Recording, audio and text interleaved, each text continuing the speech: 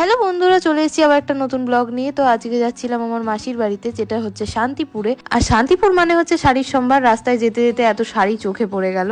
তারপর মাসির বাড়ি পৌঁছে আমরা ব্রেকফাস্ট করে নিলাম। খাওয়া শেষ না হতেই চলে আসলো আইসক্রিম। আর এদিকে আমার মাসি দুপুরের রান্না বসিয়ে দিয়েছে। আর উনুনের জালের রান্না একমাত্র গ্রামেই দেখা যায়। তারপর লাঞ্চ কমপ্লিট করে বিকেলের দিকে আমরা একটু বেরিয়েছিলাম। আর মাসির বাড়ির পাশে এই স্টেশনটা হচ্ছে দিননগর স্টেশন, যেখানে মাত্র একটাই ট্রেন যায়, তাও আবার সকালবেলায়। তারপর সবাই মিলে হাঁটতে হাঁটতে প্রথমেই চলে গেলাম এখানকার এক প্রাচীন মন্দিরে। আর এটি শিবের মন্দির। আর এই মন্দিরটি নাকি রাজা কৃষ্ণচন্দ্রের আমলে তৈরি। আর মন্দিরটা দেখেই বোঝা যাচ্ছে বহু প্রাচীন। আর মন্দিরটা সত্যি খুব সুন্দর। তারপর ওখান থেকে ঠাকুর দর্শন করে আমরা চলে গেলাম ওখানকারই পাশের এক ঝিল পাড়ে। আর এখানকার পরিবেশও ছিল বেশ শান্তশিষ্ট, চুপচাপ বসে হাওয়া খাওয়ার জন্য বেশ ভালোই জায়গাটা। তারপরে আমরা চলে আসলাম শান্তিপুরের মার্কেটের দিকটা। আর এখান থেকে আমার মা মাসিরা অনেক মিষ্টি কিনেছিল, যেহেতু গ্রামের মিষ্টির একটা আলাদাই টেস্ট। আর সত্যি বলতে ওখানকার মিষ্টি খুবই ভালো। আর বাইরে বেরিয়েছি, ফুচকা না খেলে হয়? তো আমার বোন খেয়েছিল শুধু দই ফুচকা, আর আমরা সবাই খেয়েছিলাম জল ফুচকা। আর ফুচকার টেস্টও দারুণ ছিল। তো ব্লগটা এখানেই এন্ড করে দিই। যদি তোমাদের ব্লগটা ভালো লেগে থাকে দেন প্লিজ লাইক করো। দেখা হচ্ছে নেক্সট কোনো একটা ব্লগে। সো আপাতত টাটা।